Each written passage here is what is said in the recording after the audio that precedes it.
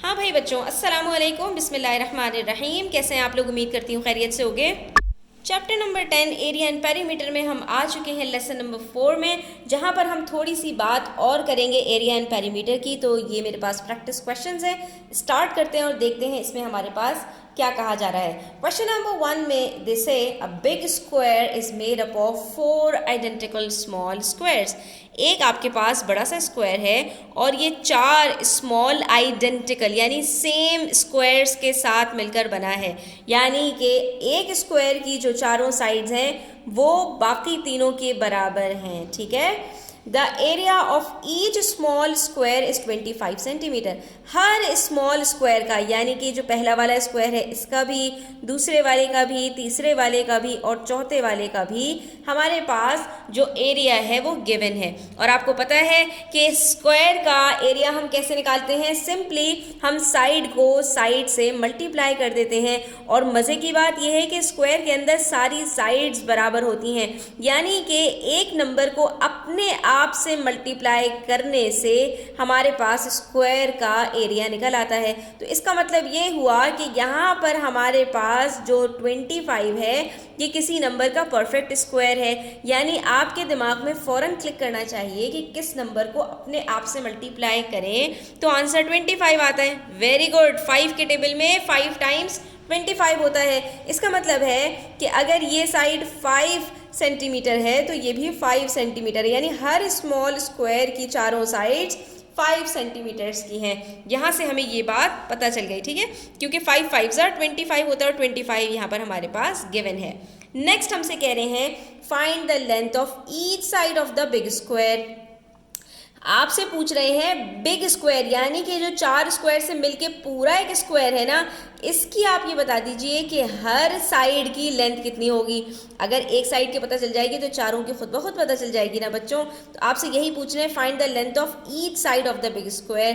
तो हम यहाँ पर कह देंगे कि भाई एक स्मॉल स्क्वायर की अगर एक साइड 5 सेंटीमीटर्स है तो बिग स्क्वायर की कितनी होगी? इधर भी 5 है, इधर भी 5 है, और ये एक साइड 2 साइड से मिलकर बन रही है एक स्मॉल स्क्वायर की। तो इसका मतलब है कि बिग स्क्वायर की एक साइड बराबर है 5 + 5 दैट इज 10 सेंटीमीटर्स। और दूसरा question, what is the perimeter of big square? जब एक साइड बराबर है 10 सेंटीमीटर की तो चारों साइड्स बराबर होंगी किसके? 10 × 4, क्योंकि 4 साइड्स होती हैं स्क्वायर की। तो आंसर आ जाएगा हमारे पास 40 सेंटीमीटर्स। तो देखा कितना मजे का क्वेश्चन था। अब जरा हम इसका सॉल्यूशन डिटेल में देख लेते हैं कि हमने इसको स्टेप बाय स्टेप किस तरह से सॉल्व करना है। अब पार्ट ए के अंदर हम क्या कहेंगे? Let's find the length of each side of a small square first. ठीक है, क्योंकि हमें स्मॉल स्क्वायर की लेंथ पता होगी तो दो स्मॉल स्क्वायर की लेंथ से मिलके एक जो है वो बिग स्क्वायर की लेंथ बनी है, तो हमें वो खुद ब खुद पता चल जाएगी। ठीक है, तो हमने कहा कि area of small square is given that is 25 centimetre. तो लेंथ कितनी होगी उसकी? उसका रूट हो जाएगा। रूट किसको कहते हैं बच्चों? यहाँ पर ये चीज़ समझ लो कि एक नंबर को जब अपने आप से मल्टीप्लाई किया जाए तो जो आंसर आता है वो स्क्वायर ऑफ दैट नंबर होता है। ठीक है, उस नंबर का स्क्वायर होता है। और किसी नंबर का स्क्वायर गिवन हो तो हमें अगर उसका रूट मालूम करना हो, यानी वो नंबर मालूम करना हो कि जिसको अपने आप से मल्टीप्लाई करके ये आंसर आया है, तो यानी इसका आप ये समझ लें कि स्क्वायर का उल्टा उसका रूट होता है।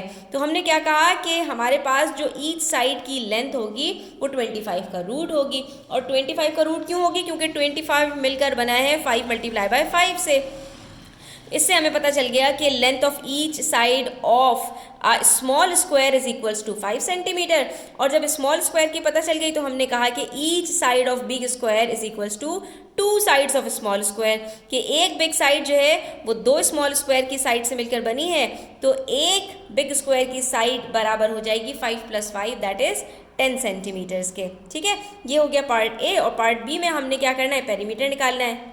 तो ये तो बहुत ही सिंपल है स्टूडेंट्स। हमारे पास 4 साइड्स होती हैं। एक साइड अगर 10 सेंटीमीटर की है तो उसको 4 से मल्टीप्लाई कर देंगे और हमारे पास पेरीमीटर निकल आएगा। ठीक है, तो यहाँ पर सारी जो वर्किंग थी वो बेसिकली ये थी कि अगर स्मॉल स्क्वायर की एक लेंथ पता चल जाएगी तो बाकी क्वेश्चन आपका खुद ब खुद सॉल्व हो जाएगा। ठीक है, अब देख लेते हैं question number 2 which says a rectangular swimming pool measures 15 metres by 8 metres. एक रेक्टेंगुलर पूल है आपके पास जिसकी आपको लेंथ और ब्रेथ दोनों बताई गई हैं कि वो 15 मीटर बाय 8 मीटर्स है। अब ये 15 मीटर बाय 8 मीटर बच्चों, यहाँ पर अगर आप गौर से देखेंगे तो आपको दो रेक्टेंगल्स नज़र आ रहे हैं, एक जो ब्लू कलर से शेडेड है और एक उसके आउटर पार्ट में भी ट्राइंगल मौजूद है। ये जो हमें लेंथ बताई जा रही है ये इस पूल की बताई जा रही है जो ब्लू कलर से शेडेड है, ठीक है। ये आप डॉटेड लाइन देख सकते हैं कि ये जो लेंथ है ये अंदर वाले रेक्टेंगल की बता रहे हैं, दैट इज 15 मीटर्स, और जो इसकी लेंथ है ये इसकी ब्रेथ है और ये इसकी लेंथ देखिए ये भी डॉटेड लाइन से इन्होंने लेबल की हुई है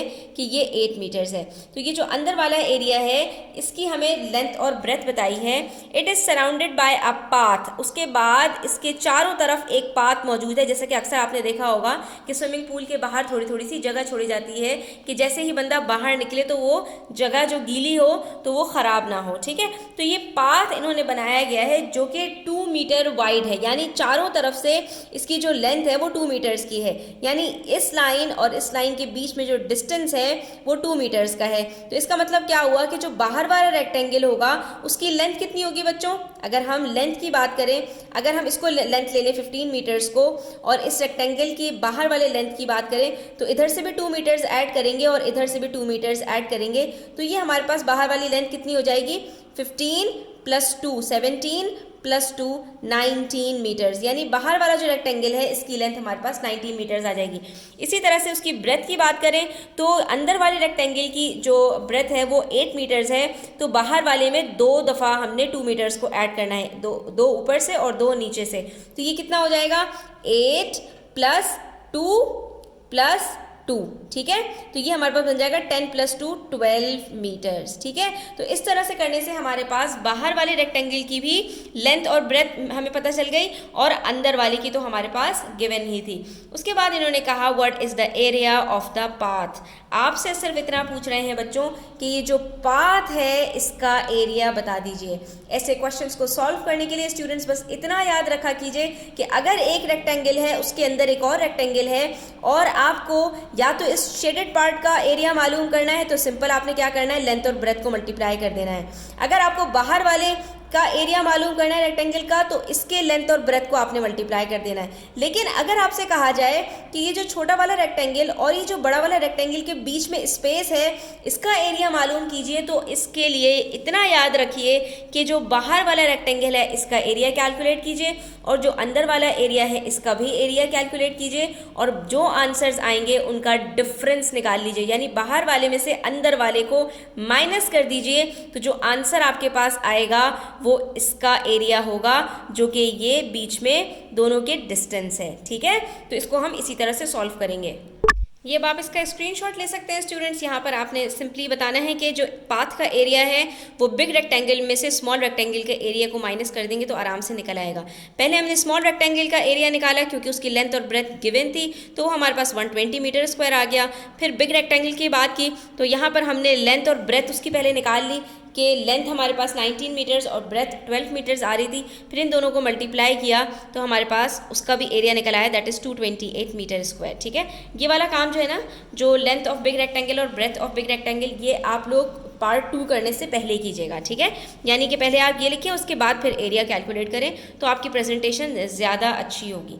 अब जब हमारे पास दोनों एरियाज निकल कर आ गए स्टूडेंट्स तो हमने इसका डिफरेंस कैलकुलेट कर लिया, वो हमारे पास निकल आया 108, ठीक है स्टूडेंट्स। ये हमारे पास निकल आया और यही हमें कैलकुलेट करना था 108 मीटर स्क्वायर। लेकिन यहाँ पर सवाल ये पैदा होता है कि हमने ऐसा क्यों किया, तो ये अंडरस्टैंडिंग बिल्ड करना बहुत इंपॉर्टेंट है स्टूडेंट्स। अगर आप गौर से देखें जो इन्होंने हमसे पाथ का एरिया कैलकुलेट करने के लिए कहा था तो वो बेसिकली जो आउटर रेक्टेंगल है उसको तो पूरा ले रहा है, ठीक है, क्योंकि हमारे पास जो पाथ की लेंथ है वो आउटर रेक्टेंगल की ही लेंथ है और जो पाथ की हमारे पास ब्रेथ है वो आउटर रेक्टेंगल की ही ब्रेथ है, ठीक है। तो इसमें कोई मसला नहीं है। लेकिन सिर्फ और सिर्फ पाथ का एरिया कैलकुलेट करने की वजह से जो अंदर ये शेडेड पार्ट है और जो पाथ का पार्ट नहीं है उसको एक्सक्लूड करना, उसको निकालना भी ज़रूरी है।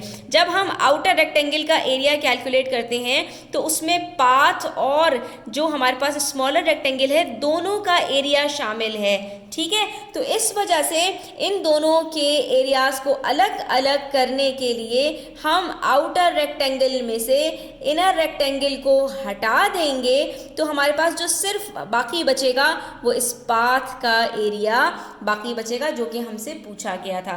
तो इस तरह के क्वेश्चंस स्टूडेंट्स आते हैं एग्जाम्स में, आप इसकी प्रैक्टिस कीजिए और 2-3 दफ़ा आप इसकी प्रैक्टिस करेंगे इंशाल्लाह, तो ये कॉन्सेप्ट आपको बहुत अच्छी तरह से याद हो जाएगा, समझ तो आपको आ गया होगा इंशाल्लाह। वीडियो कैसी लगी है आपको ज़रूर कमेंट सेक्शन में बताइएगा, अच्छी लगी हो तो लाइक कीजिएगा, अपने फ्रेंड्स के साथ शेयर कीजिएगा ताकि इससे ज़्यादा से ज़्यादा बच्चे फ़ायदा उठा सकें। अपना बहुत ख्याल रखिएगा, चैनल सब्सक्राइब करते जाइएगा। अल्लाह हाफ़िज़।